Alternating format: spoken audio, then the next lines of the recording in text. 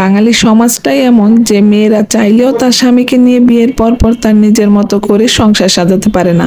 আসসালামু আলাইকুম, আমি নাহার নিপা নতুন আরেকটি ব্লগ ভিডিও নিয়ে চলে আসলাম আপনাদের সামনে। সবাই কেমন আছেন? আমি তো আলহামদুলিল্লাহ অনেক ভালো আছি। আমাদের বাঙালি সমাজের একটা নিয়ম আছে, যতদিন শাশুড়ি বেঁচে থাকবে ততদিন শাশুড়ির সংসারেই ছেলের বউকে থাকতে হবে।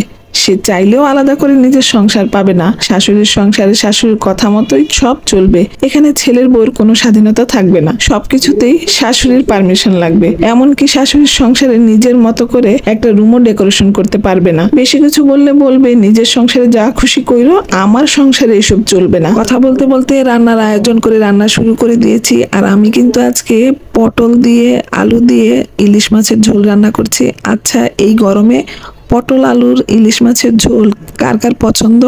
আমার কিন্তু অনেক পছন্দ। আমি দুপুরে একটা ছবিও দিয়েছি, অনেকেই দেখেছেন। যাই হোক, এই তরকারিটা কিন্তু আমার ভীষণ পছন্দ। আর এই গরমে পটল আলু দিয়ে ইলিশ মাছের পাতলা ঝোলটা না অনেক ভালো লাগে। যাই হোক, আমি কিন্তু ইলিশ মাছগুলো ভেজে নিয়েছি।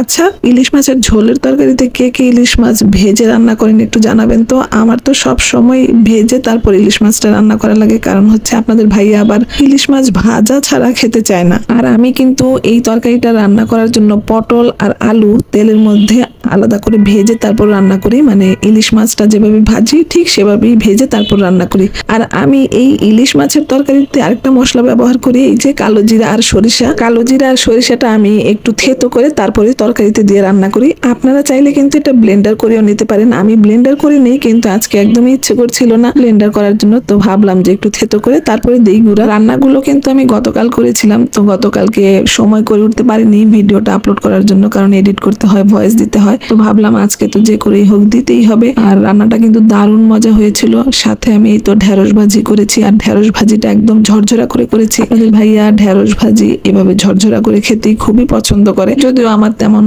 এই ঢেঁড়স ভাজিটা ততটা পছন্দ না। এইভাবে করলে ভালোই লাগে খেতে। আর এখানে ছেলের জন্য একটু মাছ রান্না করেছিলাম, কারণ আমার ছেলে তো আর ইলিশ মাছ বেছে খেতে পারে না, ছোট মানুষ, কারণ ইলিশ মাছে তো অনেক কাটা, আমরা সবাই জানি। আবার ইলিশ মাছটা পছন্দও করে না। আমরা সবাই খাবো ইলিশ মাছ, তো ওর জন্য অন্য মাছ রান্না করে দিয়েছিলাম। আর রান্না করতে করতে মুরগিওয়ালা ডাকছিল, তো ভাবলাম যে একটু মুরগিও কিনতে হবে, তখন মুরগিও কিনে নিয়েছিলাম। তো সব কিছু গুছিয়ে তারপরে এই তো দুপুরের খাবারও দিয়েছি টেবিলে সবাইকে। আর অনেক কাজ, তখন আমি গোসল করিনি, কারণ হচ্ছে মুরগিটা পরিষ্কার করে নিয়েছি, যদিও বুয়া পরিষ্কার করেছে। তারপর এটাকে ফ্রিজে রাখারও একটা ব্যাপার আছে, একদম গোছগাছ করে রেখে তারপর আমাকে গোসল করতে হয়েছে। আর এর মধ্যে ওদের খাবার দিয়ে দিয়েছিলাম। আর এই তো একটুখানি গোছানো রান্নাঘরটাও দেখিয়ে দিলাম। আমার শান্তির জায়গা, আমি জানি বেশিরভাগ আপুদেরই শান্তির জায়গা এটা, কারণ দিনের বেশিরভাগ সময় আমাদের এই জায়গাটায় কেটে যায়, তাই না আপুরা? আচ্ছা, ভিডিও শুরুতে আমি যে কথাগুলো বলছিলাম, এইরকম পরিস্থিতিতে কে কে মোকাবেলা করেছেন একটু জানাবেন তো। আর যাই হোক, আমাদের সমাজে সেই অসহায় বউগুলো নিজের সংসার বলতে যা বোঝায় তা হলো শাশুড়ি মারা যাওয়ার পর।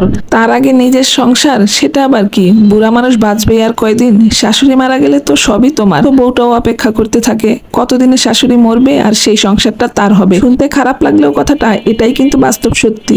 এটা সবার বেলায় নাও হতে পারে, কিন্তু 100%-এর মধ্যে 95% পরিবারেরই সেম কাহিনী এটা। যাই হোক, আজকের ভিডিওটা এই পর্যন্তই। খেতে খেতে সবার কাছ থেকে বিদায় নিয়ে নিচ্ছি। পরবর্তী ভিডিও দেখার আমন্ত্রণ রইল। সবাই ভালো থাকুন, সুস্থ থাকুন। আল্লাহ হাফেজ।